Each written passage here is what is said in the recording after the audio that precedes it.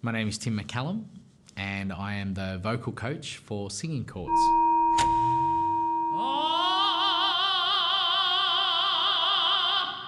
I have no control over my respiratory muscles below my chest, which makes my breathing difficult. My lung capacity is about a third of what it was prior to my injury. So yeah, I struggle to breathe, especially when I'm lying down. So it just feels like you're gasping for air, like you can't pull in enough air into your lungs. Like you're breathing and breathing and breathing and nothing comes out. You can probably tell by the way I'm talking to you that I have to take a lot of deep breaths to get out what I need to say in one sentence.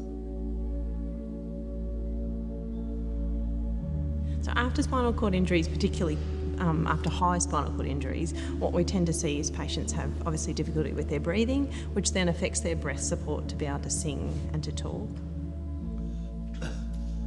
Trying to cough is really difficult when you don't have the lung capacity to force a cough out, and it's really like a dry type of cough that doesn't have the force behind it that a normal cough has. So when you're trying to cough, yeah, you just can't get your airways cleared.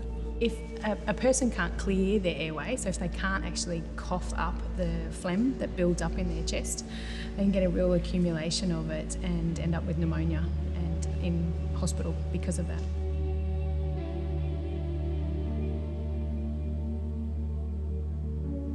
If we can improve people's breathing and therefore ability to project their voice, hopefully that would encourage them to become more involved in all of their day-to-day activities. I think it would be really liberating though, and I think especially to be around people who understand what you've been through, but then at the same time you're completely letting go and you're doing something that you're feeling comfortable about doing, but at the same time you know it's benefiting you in some way and you know that can translate to visible improvements in your life. Every time we come in and do a singing session, every time we've had Tim come up, the atmosphere, it's just, yeah, it's kind of electric.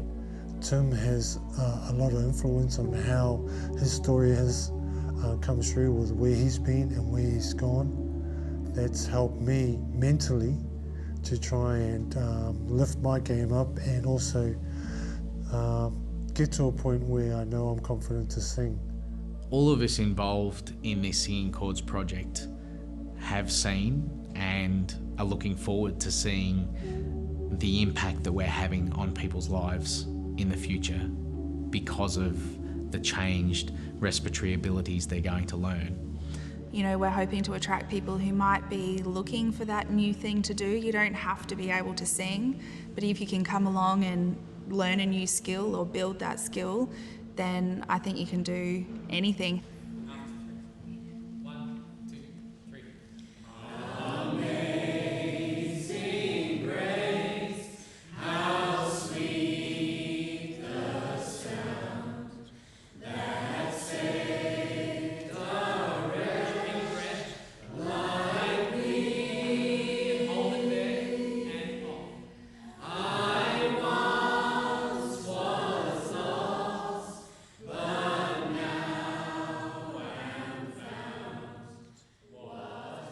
We all know what music does to the soul. It enriches people's lives, and I think through singing we can only have a positive impact on anyone who's involved. So the music choice that we will look at for the Singing Chords program is really directed by the group that we have coming together and the genre that they like. Whatever the group attending wants to sing, we will sing it.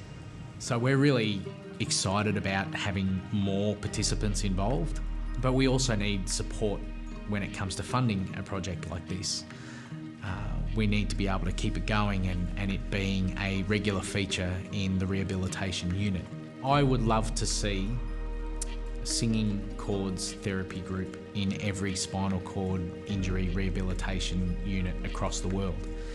Our singing program should be a mandatory therapy program that people with spinal cord injuries undertake, just as important as physiotherapy, occupational therapy, hydrotherapy.